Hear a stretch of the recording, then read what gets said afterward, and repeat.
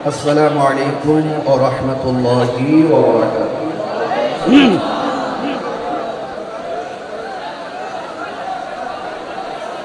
الصلاة والسلام عليك سيدي يا رسول الله.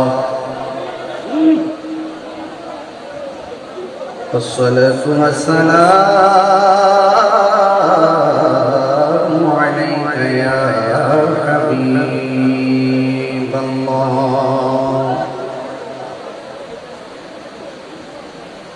الصلاة والسلام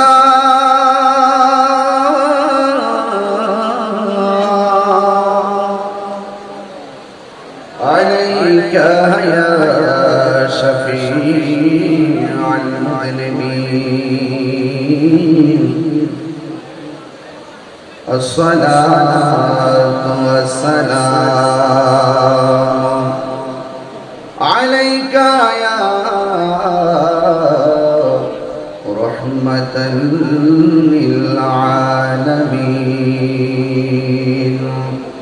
الحمد لله رب العالمين، خالق السماوات والأرضين.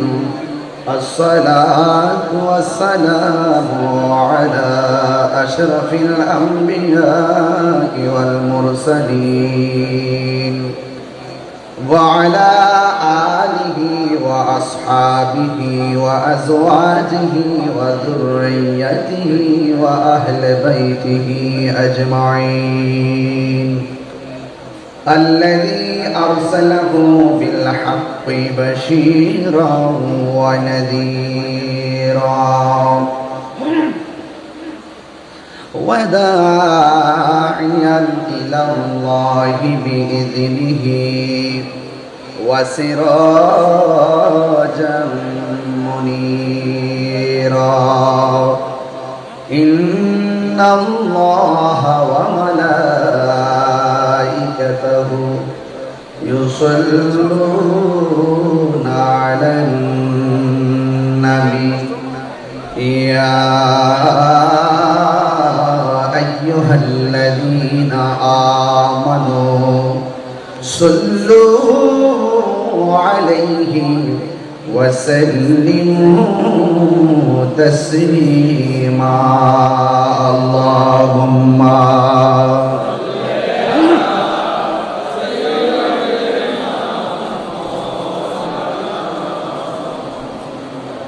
وعلى آل سيدنا দরদ মাখা কণ্ঠে সবাই পড়ি আল্লাহুম্মা সাল্লি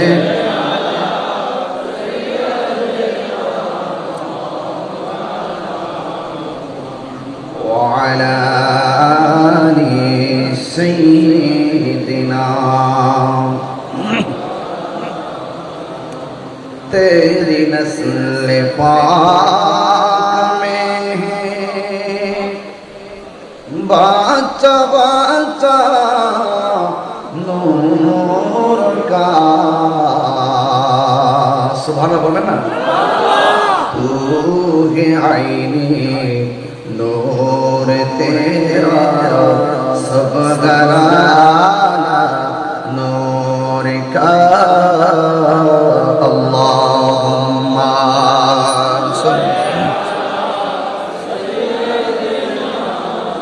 मौलाना मुहम्मद व अला आलि सय्यिदिना।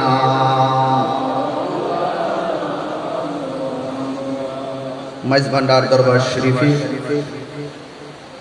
ইয়াউমুল আশুরা উপলক্ষে আহলে বাইত রাসূল সাল্লাল্লাহু আলাইহি ওয়াসাল্লামের স্মরণে শুহাদায়ে কারবালা মাহফিল আজ আজিমুশান মাহফিলের সদারত করছেন ওসিয়ে গৌসুল আজম মেজবান্ডারি কর্তৃক মনোনীত মুনতাজিম জিম্মাদার ও সাজ্জাদুন্নশীন দরবারে গৌসুল আজম মেজবান্ডারি আলহাজ ডাক্তার সৈয়দ দিদারুল হক মেজবান্ডারি মুদাজ্জিলুল আলী, সভাপতি আঞ্জুমানে মুত্তাবিঈন গাউসে মেজবান্ডারি কেন্দ্র নির্বাহী পরিষদ। আজ গৌসুল আজম মাঝভান্ডারী তরিকা ও আদর্শবাহী সংগঠন আঞ্জুমানে মুত্তাবিআনে গৌসগঞ্জ ভান্ডারী গৌসী আহমদিয়া মঞ্জিলে অনুষ্ঠিতব্য আজিমুশান আহলে বাইত রাসূল সাল্লাল্লাহু আলাইহি সাল্লাম মাহফিলে যারা উপস্থিত আছেন, মুবাল্লিগিন, উলামা ইকরাম, হুফাজ ইকরাম ওয়া হুজ্জাজ ইকরাম, সামিঈন ইসলাম, বিরাদর ইসলাম, দরবারের সাজ্জাদানশীন মুদ্দাজিল আলী এবং প্রেমমহিম আওলাদ রাসূল বৃন্দ, সবার কদমে সবার চরণে আমার ভক্তি এবং শ্রদ্ধা ভালোবাসা নিবেদন করে অত্যন্ত বালাগাত মান্তিকের কায়দা খালিলুল মাবানি কাসিরুল মানির আলোকে আমি কিছু কথা বলার চেষ্টা করব।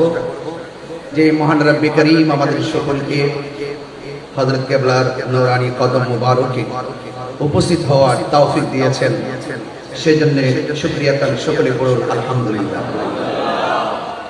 লাখ কোটি দরুদ সালাম ওই নবীর নূরানী কদম মুবারকে, যিনি হায়াত নবী, নূর নবী, গায়বের খবর দেনে ওয়ালা হুজুর নূর সাল্লাল্লাহু আলাইহি ওয়াসাল্লামের উম্মত হিসাবে আল্লাহ পাক আমাদের সকলকে মঞ্জুর করেছেন, এজন্য শুকরিয়া দান সকলে করুন আলহামদুলিল্লাহ। আজকের এই আজিমুশান আহলে বাইত রাসূল সাল্লাল্লাহু আলাইহি সাল্লামের মাহফিলে, শুহাদে কারবালা মাহফিলে আজকে দেশ বরেণ্য প্রথিতযশা উলামা ইকরাম কোরআন সুন্নাহর আলোকে জ্ঞান গভীর আলোচনা করে আমাদের হৃদয়কে উদ্বেলিত করেছেন।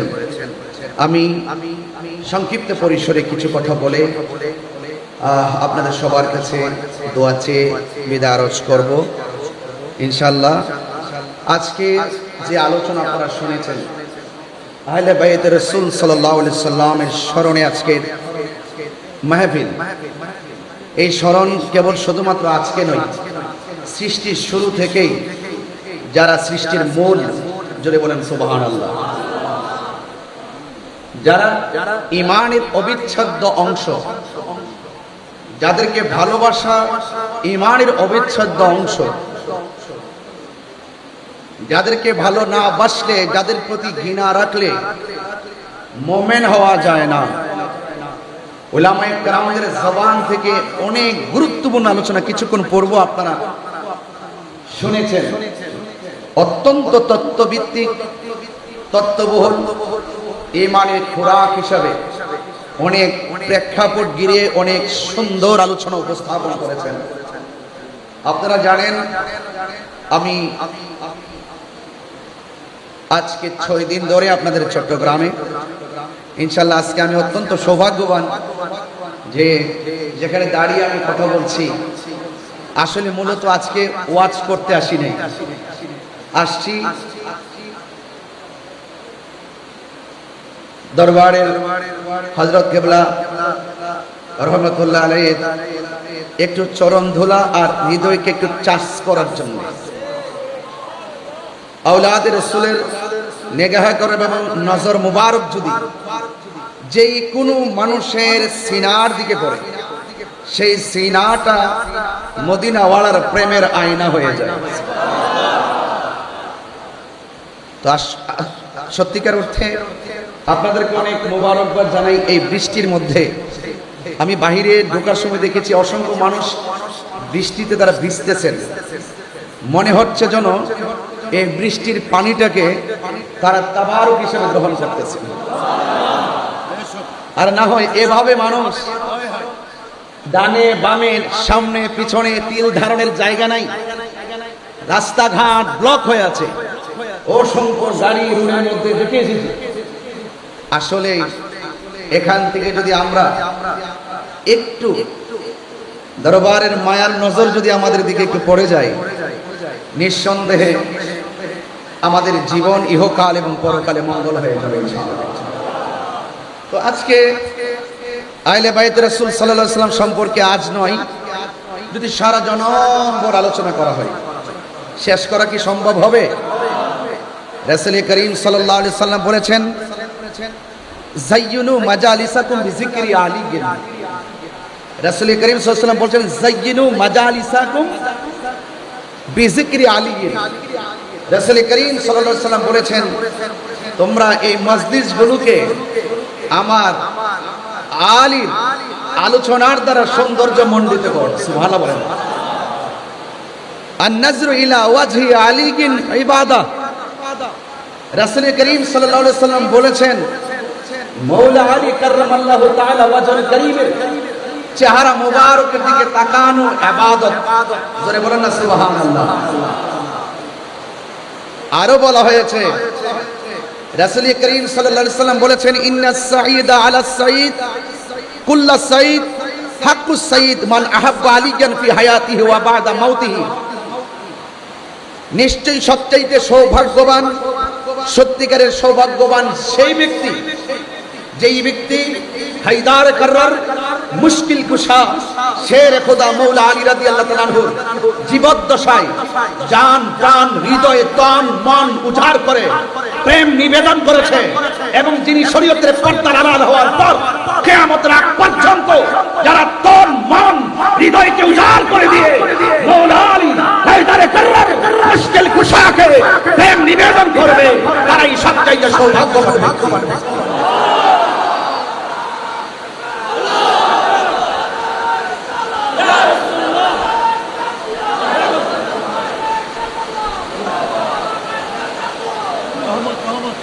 আমার ভাইরা, আমি কিন্তু কিছু কোট করে করে কিছু দলিল উপস্থাপন করছি আপনাদের সামনে। রাসূল করিম সাল্লাল্লাহু আলাইহি ওয়াসাল্লাম বলেছেন, আনা ওয়া আলীগিন মিন শাজারাতিন ওয়াহিদা। আমি এবং আলী হলো এক বৃক্ষ থেকে। জোরে বলেন না সুবহানাল্লাহ। ওয়ান নাসু মিন আশজারি শাত্তা। এবং যত মানুষ আছে সবাই হলো আরেক গাছ থেকে। জোরে বলেন না সুবহানাল্লাহ। অন্যান্যরা অন্য গাছ থেকে, আর আমার প্রিয় নবী পাক সাল্লাল্লাহু আলাইহি সাল্লাম এবং আলী হলো একই গাছ থেকে। বলেন না সুবহানাল্লাহ, একই বৃক্ষ থেকে। এই জন্য মওলা আলী রাদিয়াল্লাহু তাআলা আনহুকে ভালোবাসা ঈমানের অবিচ্ছেদ্য অংশ। রাসূল করিম সাল্লাল্লাহু আলাইহি সাল্লাম বলেছেন, আনা মাদিনাতুল ইলমি ওয়া আলীয়ুন বাবুহা। আমি নবী হইলাম ইলমের শহর, আমার আলী হলো সেই শহরের দরজা। বলেন না সুবহানাল্লাহ।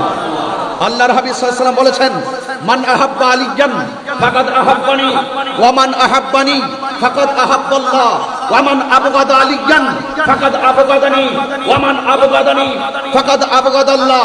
যেই ব্যক্তি আমার আলীকে ভালোবাসলো সে যেন আমি নবীকে ভালোবাসলো, আমি নবীকে যে ভালোবাসলো সে যেন আল্লাহকে ভালোবাসলো। আমার আলীর সঙ্গে যে দুশমনি করলো সে যেন আমি নবীর সঙ্গে দুশমনি করলো, আমি নবীর সঙ্গে যে দুশমনি করলো সে আল্লাহর সঙ্গে দুশমনি করলো। যেই ব্যক্তি আহলে বায়তের সঙ্গে দুশমনি করে, যেই ব্যক্তি আল্লাহর সঙ্গে দুশমনি করে, যেই ব্যক্তি নবী পাকের সঙ্গে দুশমনি করে, তাদের ব্যাপারে আমার আল্লাহ বলেছেন, লাহুম আযাবুন আলীম। শুধুমাত্র তাই নয়, ওয়া আ'আদ্দা লাহুম আযাবান মুহিনা। তাদের জন্য অপমানজনক শাস্তি রয়েছে। দুনিয়াতে তারা শাস্তি পাবে, আখিরাতে তারা শাস্তি পাবে। হাত তুলে বলেন ঠিক কি না?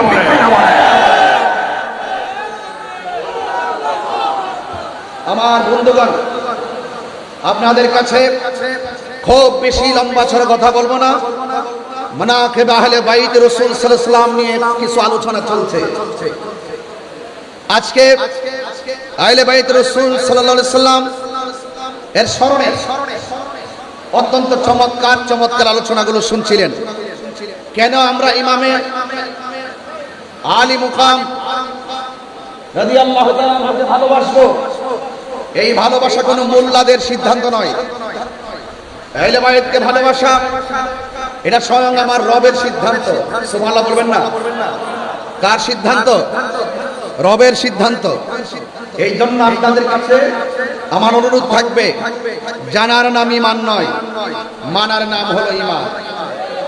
শুধুমাত্র মুখে দাঁড়িয়ে আছে, মাথায় পাগড়ি আছে, কপালের মধ্যে দাগ আছে, পায়ের মধ্যে দাগ পড়ে গেছে, পানি দিয়া উযু গোসল সবই আছে, কিন্তু তার অন্তরে আহলে বাইতের মহব্বত নাই, সে কি ঈমানদার হতে পারবে? আরো বড় করে ঈমানদার হতে পারবে? আমরা জীবনের অবিচ্ছেদ্য অংশ হিসাবে আহলে বাইত রাসূল সাল্লাল্লাহু আলাইহি ওয়াসাল্লামকে ভালোবাসতে চাই কি চাই না? একটু দুই হাত সোজা করে বলুন, চাই কি চাই না?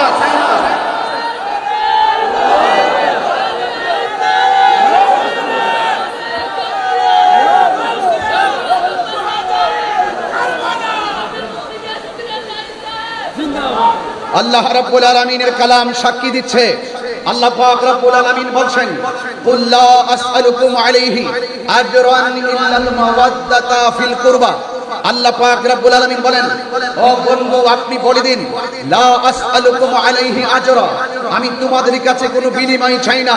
উহুদের জমিনে আল্লাহর হাবিবের দন্ত মুবারক শহীদ করেছেন এবং আল্লাহর হাবিবের বডি মুবারক থেকে, জিসিম মুবারক থেকে, আল্লাহর হাবিব সাল্লাল্লাহু আলাইহি সাল্লামের জিসিম মুবারক থেকে রক্ত মুবারক জড়িয়েছেন।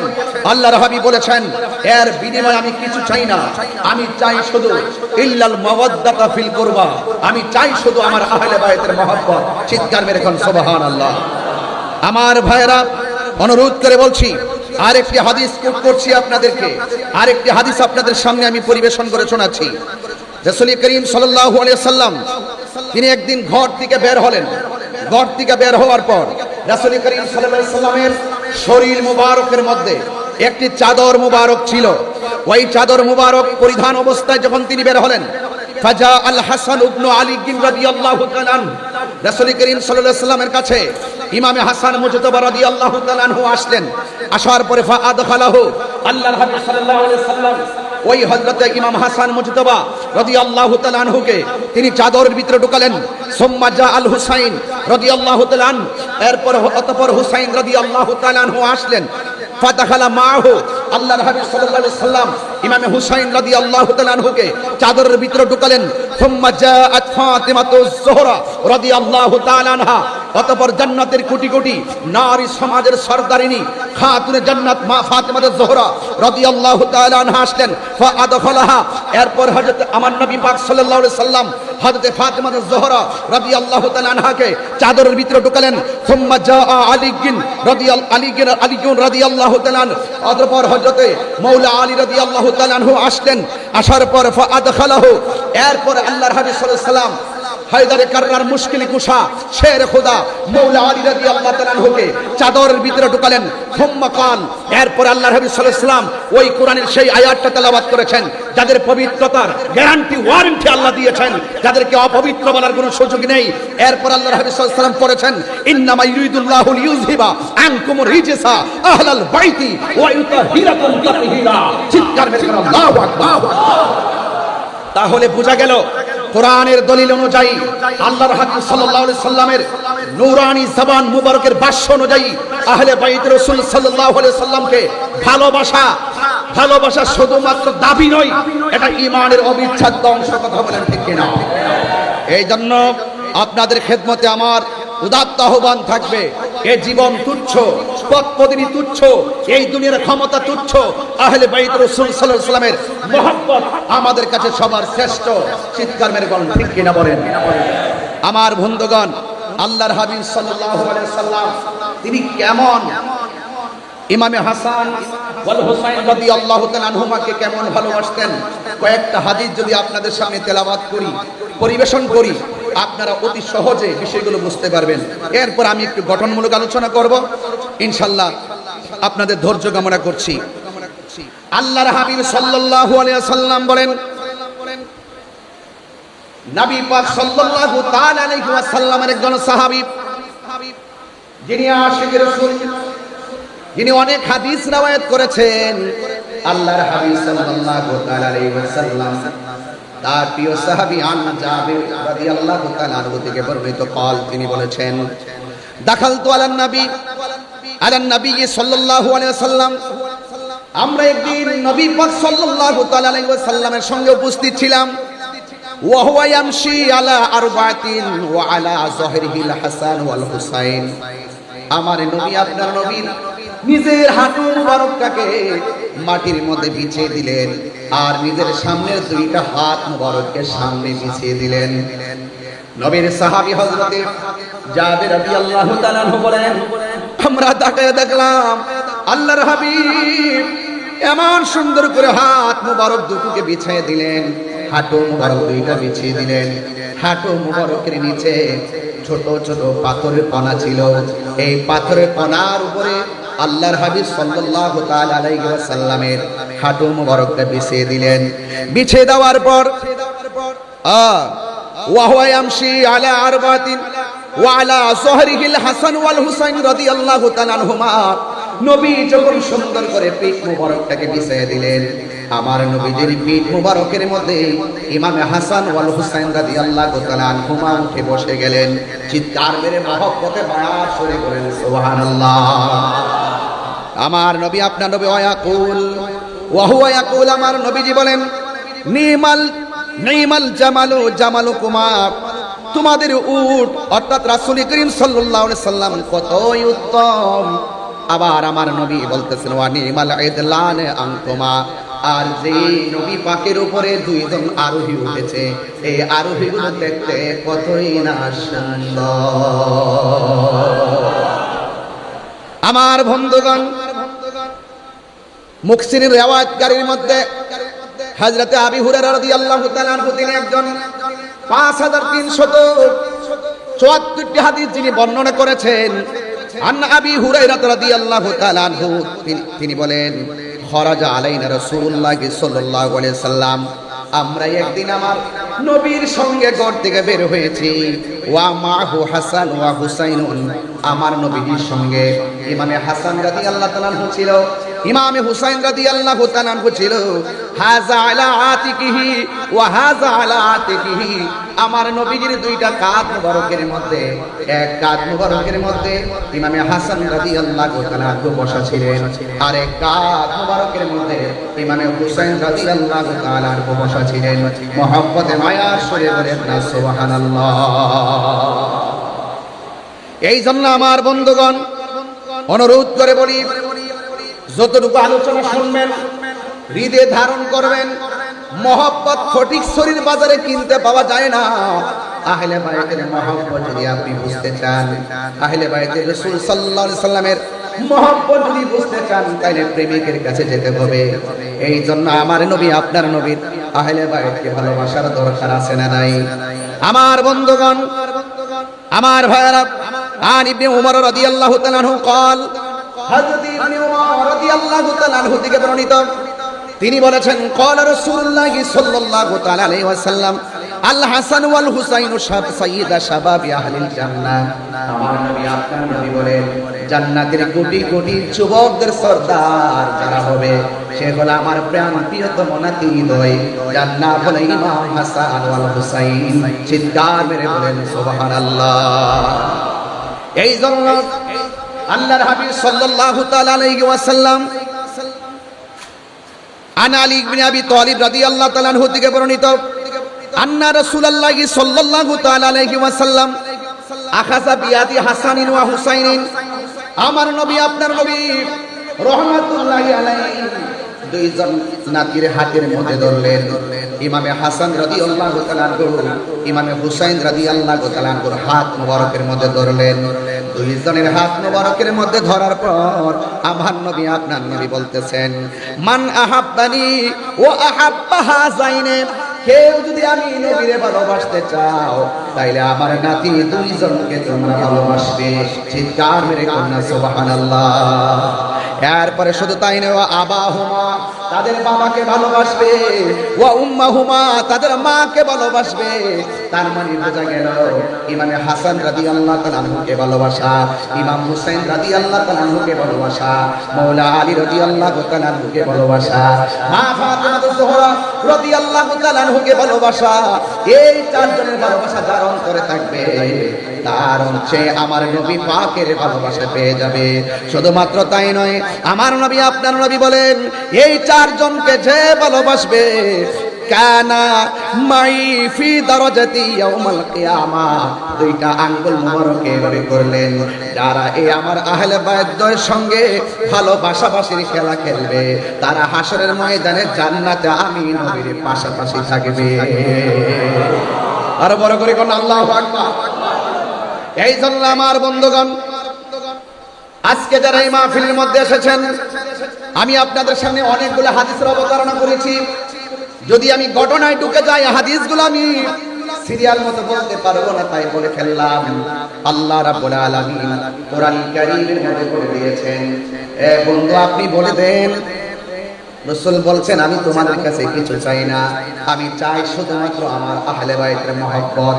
এখন যারা আহলে বাইতের রাসূল সাল্লাল্লাহু আলাইহি সাল্লামের সঙ্গে ভালোবাসা রাখবে তারা আমার নবীকে পেয়ে যাবে, যারা দুশমনি রাখবে তারা মুমিন হবে দূরের কথা মুসলমানই হতে পারবে না। কথা বলেন ঠিক কিনা?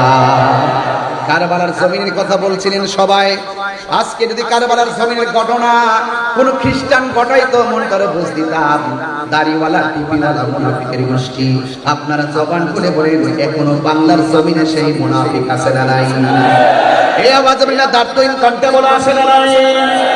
যারা ইয়াজিদের পক্ষে কথা বলে এরা কি মুসলমান হতে পারবে? এখনো আমাদের মতো মাইক ধরে বলে ইয়াজিদের নাকি কোনো দোষ নাই, ইয়াজিদ নাকি তাহাজ্জুদ গুজার, ইয়াজিদ নাকি অনেক নফল নামাজ পড়তো। এরা হলো বাংলার জমিনে ওই ইয়াজিদের প্রেতাত্মা। কথা বলেন তো বলে না বলে? এদের সাথে হুসাইনি কাফেলার কোনো সম্পর্ক থাকতে পারে না। আজকের ধারা নতুন নয়। কেউ বলবেন এই বাংলাদেশে নতুন দুইটা ভাগ তৈরি করা হয়েছে, না না, দুইটা ভাগ এই বাংলার জমিনে 53 বছরের ইতিহাসে তৈরি হয় নাই। সেই কারবালার জমিন থেকে দুইটা ধারা হয়ে গেছে, একটা হলো ইয়াজিদের ধারা, আরেকটা হলো ইমাম হুসাইনের ধারা। কথা বলেন ঠিক কিনা?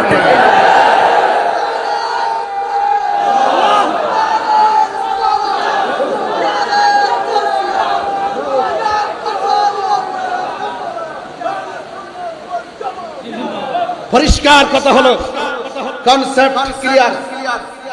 আমরা আহলে বাইত রাসূল সাল্লাল্লাহু আলাইহি সাল্লামকে ভালোবাসি, জানের চাইতে কম না বেশি? আরো বড় কম না বেশি? এখন যদি হককে প্রতিষ্ঠার প্রশ্ন আসে, মাইজ ভান্ডার দরবার থেকে যদি হযরত কেবলার দরবারের পক্ষ থেকে যদি আমাদেরকে যদি ডাক দেওয়া হয়, দাঁতহীন কণ্ঠে বলুন ওই ইয়াজিদের প্রেতাত্মাদের বিরুদ্ধে, ওই মুনাফিকদের বিরুদ্ধে প্রয়োজনে জিহাদের যদি ডাক আসে, আমরা সবাই চাপিয়ে পড়তে রাজি আছি না?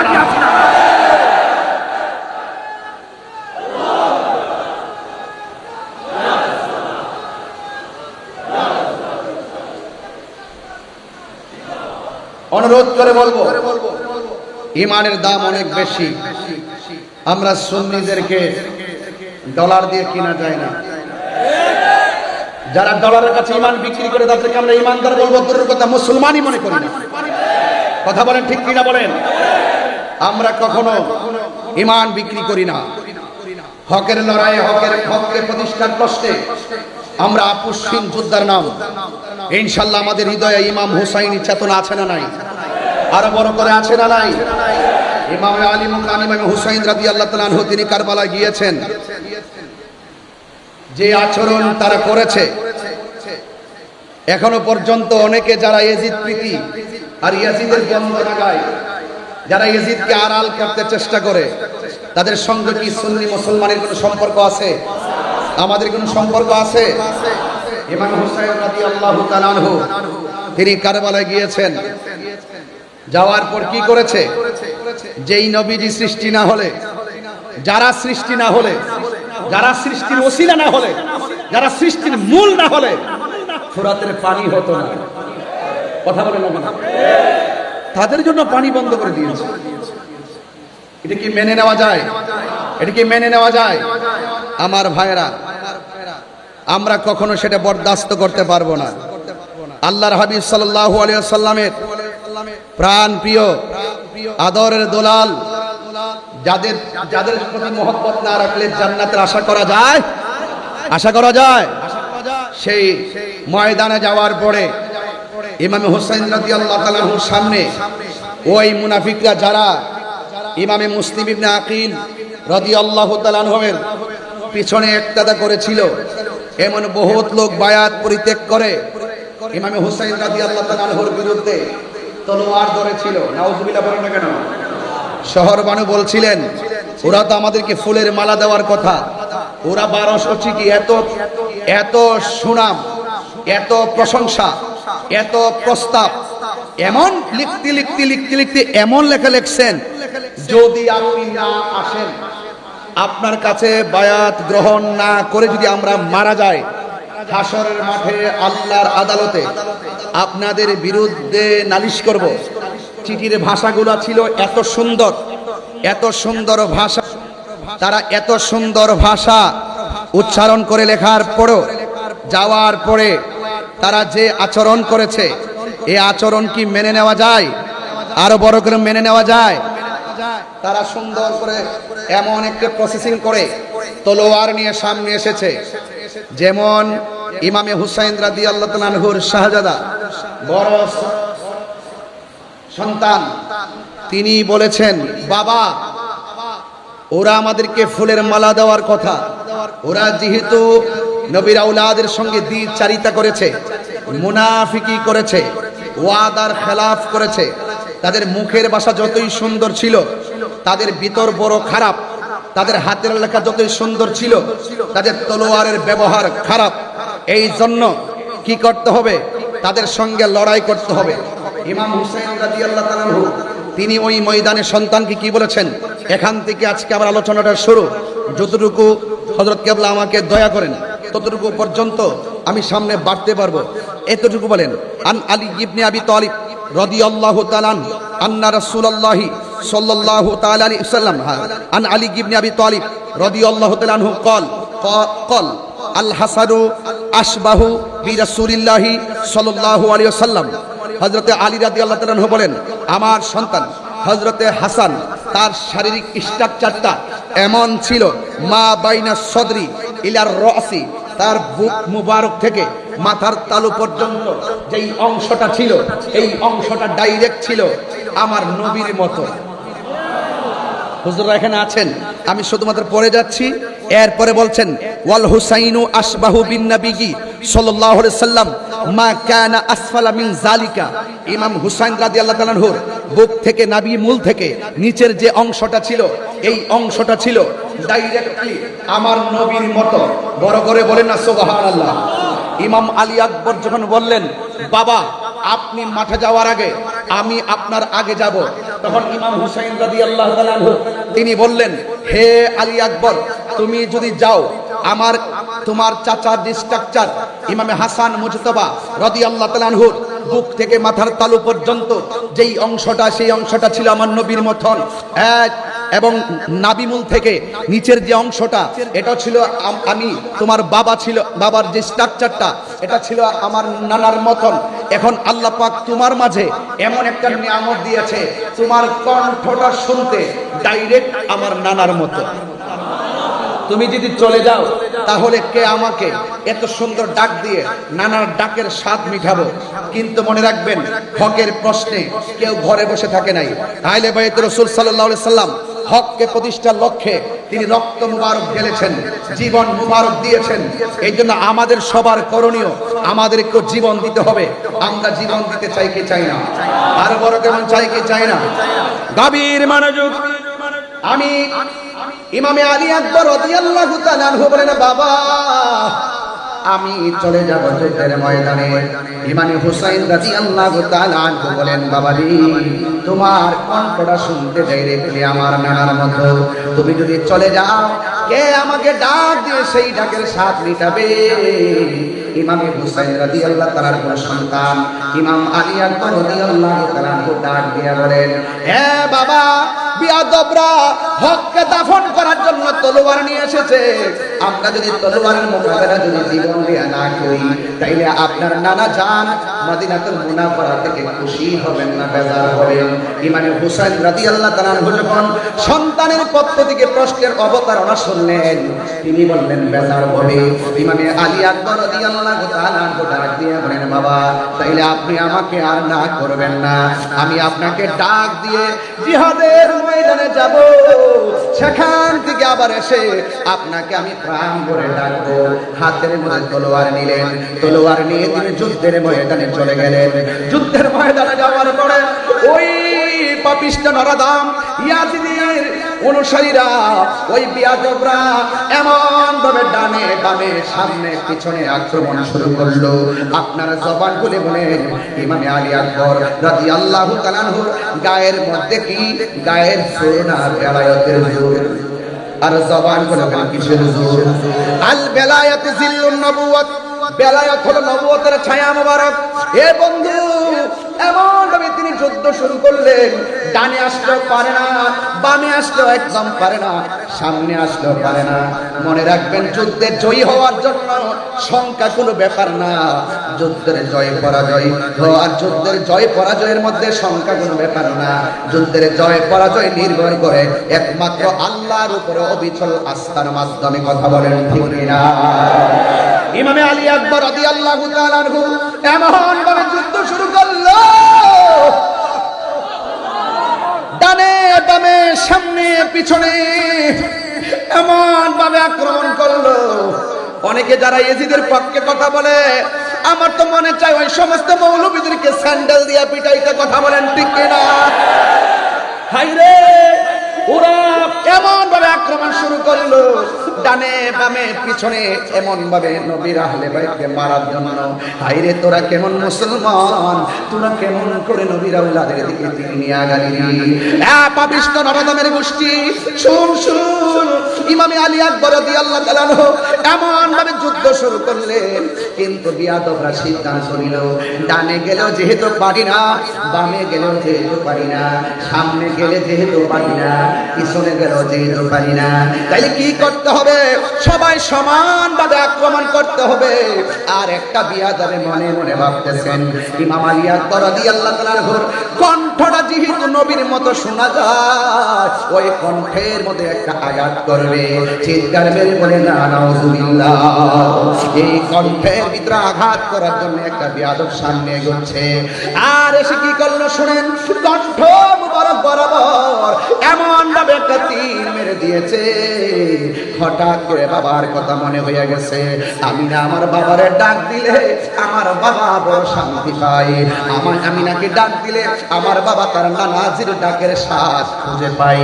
তাইলে আমি কি করব? সোজা আবার বাড়ির দিকে রওনা দিয়েছে। আমি যদি শাহাদাতের নাজরানা যদি আমি পরিবেশন করি, তাইলে আমার বাবাকে আর ডাক দেওয়া হবে না। দৌড়াইয়া বাবার কাছে চলে গেলেন। বাবার কাছে গিয়ে বললেন, বাবা, ও বাবা, ও বাবা। ইমামে হুসাইন রাদিয়াল্লাহু তাআলা আনহু ডাক দিয়া কয়, বাবা, তুমি যুদ্ধের ময়দানে যাওয়ার সময় কত সুন্দর করে আমাকে বাবা বলে ডাক দিয়েছো, কিন্তু এখন যুদ্ধের ময়দান থেকে এসে আমাকে তুমি ডাক দিচ্ছ, তোমার ডাকটা এখন আগের মতো ক্লিয়ার বোঝা যাচ্ছে না। প্রত্যেকটা ডাক যেন হঠাৎ করে হাওয়া হয়ে বের হয়ে যায়। বাবার কাছে যদি বলে আমাকে আঘাত করেছে, বাবা কষ্ট পাবে, মা শহর মানুষ কষ্ট পাবে। আইরে, ইন্দিরিন টাইমে সন্তান ডাকি, বাবা, আমি যখন যুদ্ধের ময়দানে গেলাম, ওরা আমার কণ্ঠটাকে লক্ষ্য করে আমার কণ্ঠকে ছিদ্র করে দিয়েছে। এই জন্য আপনাকে আমি ডাকতে গেলে অর্ধেকটা ডাক আমার ছিদ্র দিয়া বের হয়ে যায়। ও ফটিকছড়ির বাবা, মাইজবান্ডার দরবারে আশিকিরা হযরত কেবলার পাগলের দল জবানটা খুলে উঁচু আওয়াজে বলে না, ইয়া হুসাইন। হাইরে, আজকে মাইজবান্ডার দরবারে কি প্রেমের খেলা খেলছেন আপনারা? আমার তো মনে হয় ওই সময়ে ইমামে আলী মুকাম, ইমামে হুসাইন রাদিয়াল্লাহু তাআলা আনহুর জন্য তারা ফুরাতের কান ধরে পানি বন্ধ করে দিয়েছে। আমার তো মনে হয় আজকে মাইজবান্ডার দরবারের আশিকরা যেইভাবে আহলে বাইত রাসূল সাল্লাল্লাহু আলাইহি সাল্লামের প্রেম নিয়ে যারা হাজির হয়েছে, এই দরবারের শিক্ষা এবং দীক্ষা আহলে বাইতের প্রেম এত চমৎকার, এই মুহূর্তে যদি কারবালা হতো আর ফুরাতের কান ধরে বিয়াদব যদি পানি বন্ধ করে দিত, মাইজবান্ডার দরবার শরীফ থেকে আকাশ পথে উড়ে গিয়ে ইমামে আলী মুকামের কাছে পানি নিয়ে হাজির হয়ে যেত।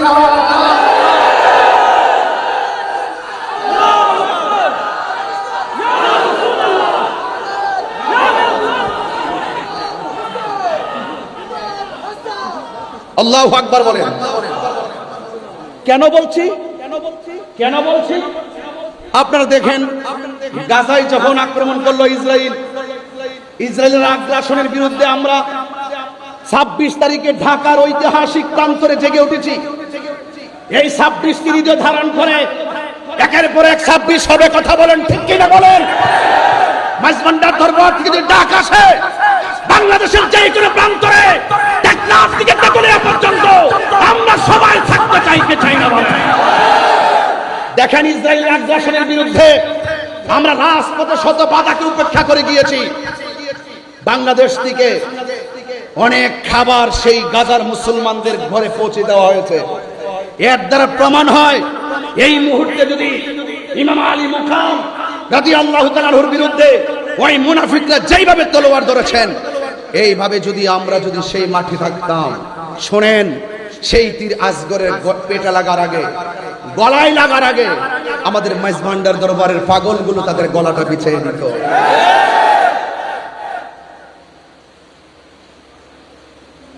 আপনাদেরকে অনুরোধ করে বলবো, আজকের কথা শুধু ঘটনা নয়, আজকের কথা হলো চেতনা। বাঁচতে হলে বাঁচার মতো বাঁচেন। কথা বলেন ঠিক কিনা বলেন? মুনাফিকের জিন্দেগি 50 বছর প্রয়োজন নাই। কথা বলেন ঠিক কিনা? ইমানদারের জিন্দেগি নিয়ে একদিনই যথেষ্ট। ইনশাআল্লাহ বলেন না কেন? আর ইনশাআল্লাহ বলেন না কেন?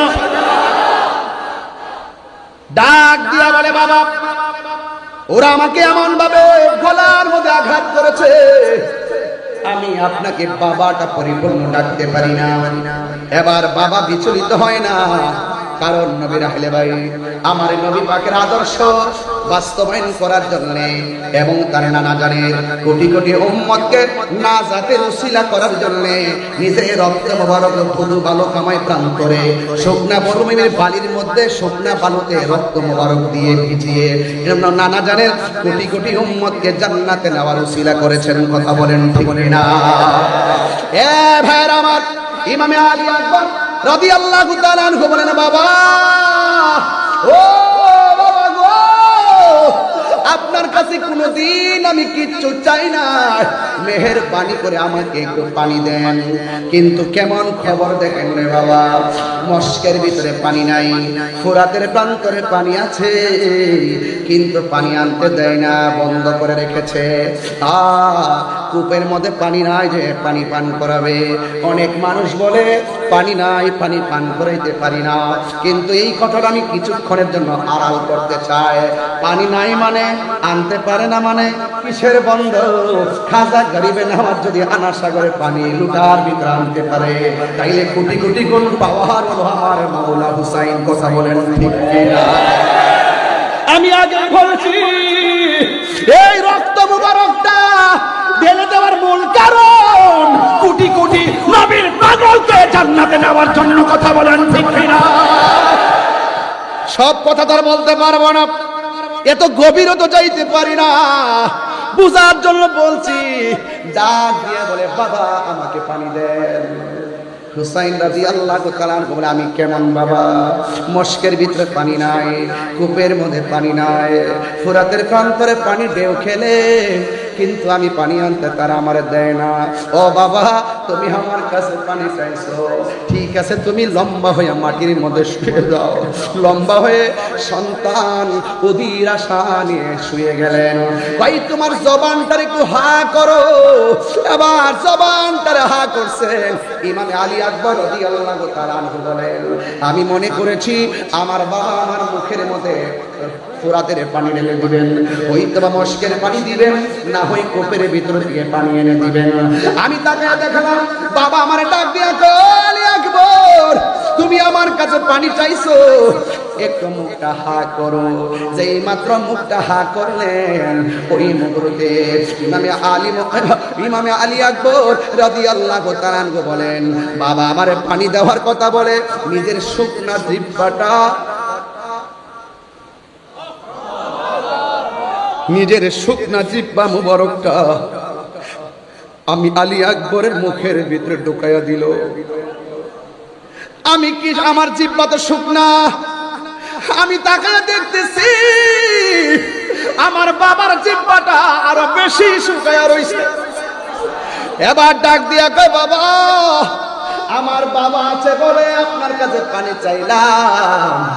আপনার বাবা শরীয়তে পর্দার আড়াল, এত শুকায় থাকার পরেও আপনি পানি মোবারক পান করলেন না, আপনি পানি পেলেন না, আপনার জিহ্বা মোবারক তারা শুকায় হয়েছে।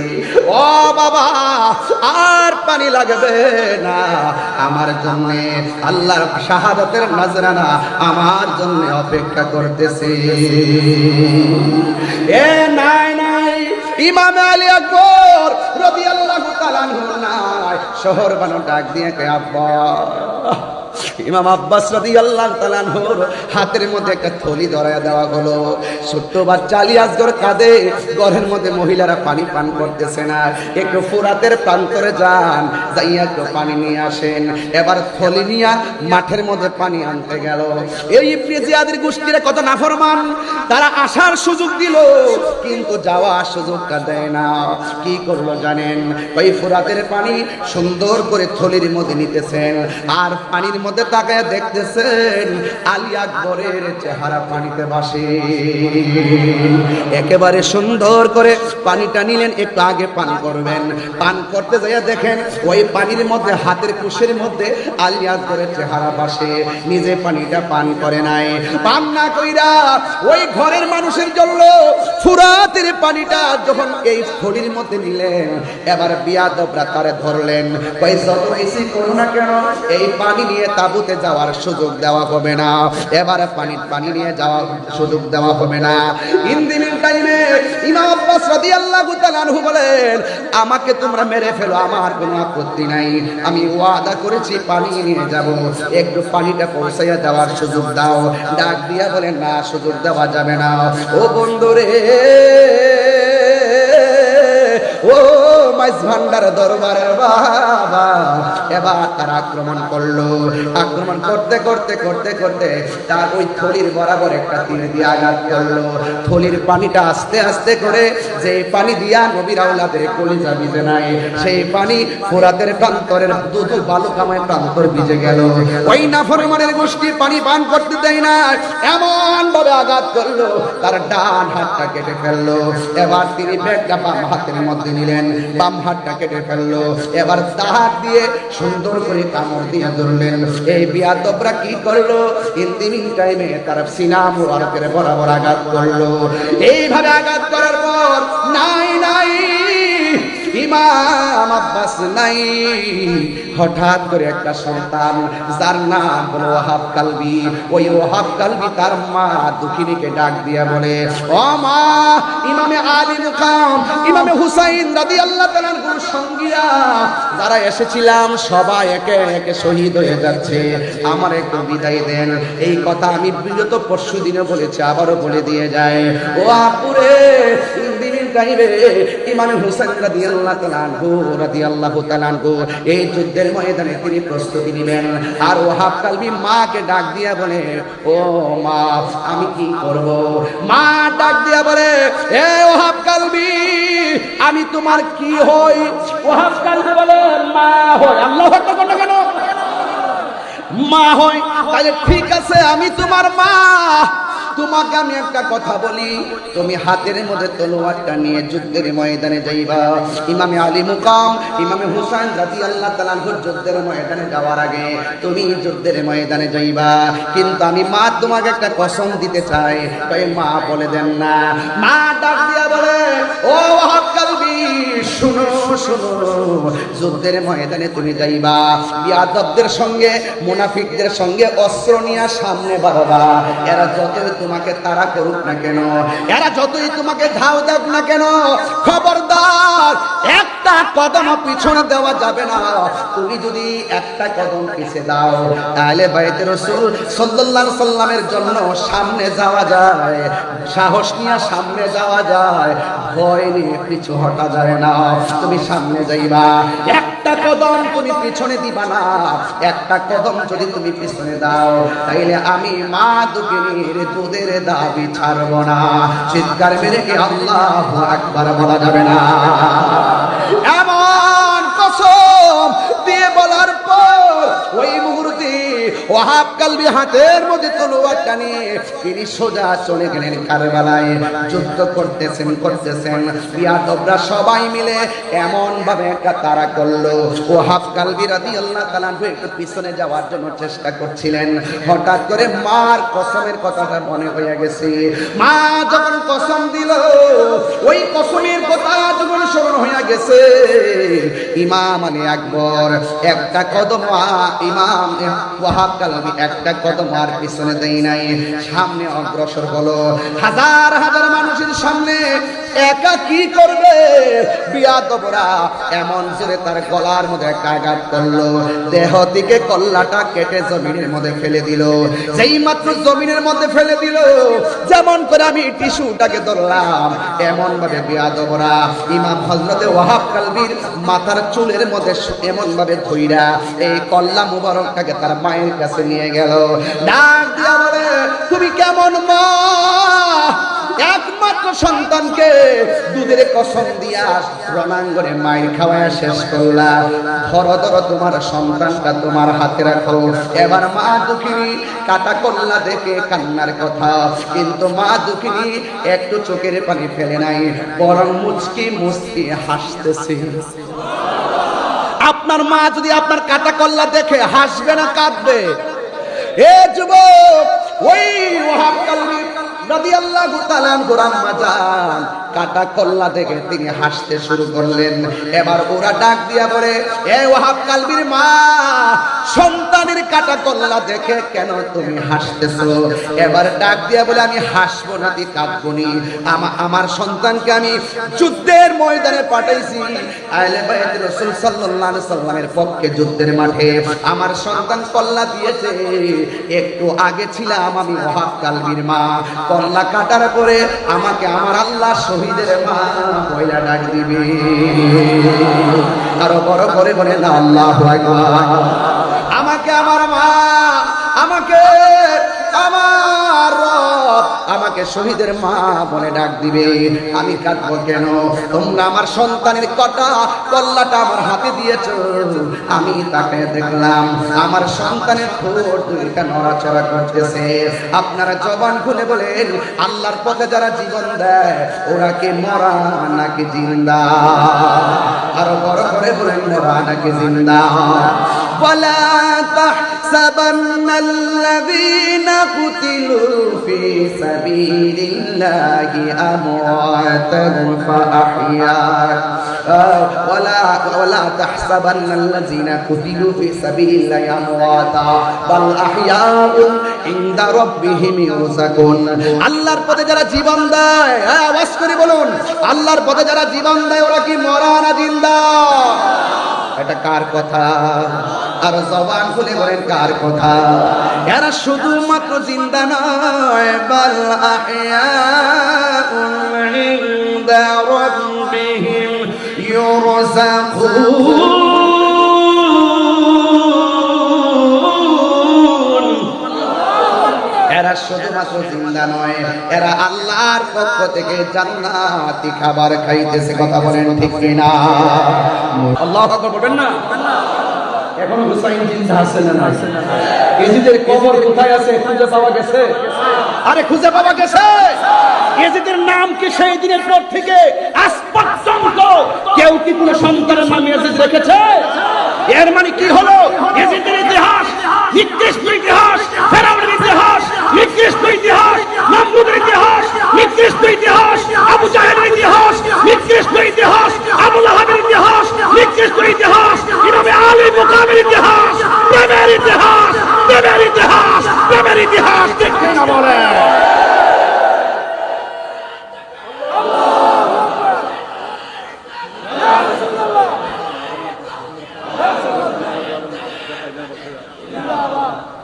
আল্লাহু আকবার বলেন। আমার কথা কি বুঝতে পেরেছেন? আর যারা বুঝতে পেরেছেন, আমি একদম শেষ জায়গায় চলে এসেছি, একদম শেষ জায়গায়। আমরা কি ইয়াজিদি না হুসাইনি? মুখে নয়, দিলে বলেন, একদম দিলে বলেন হুসাইনি ইনশাআল্লাহ। নারে তাকবীর, নারে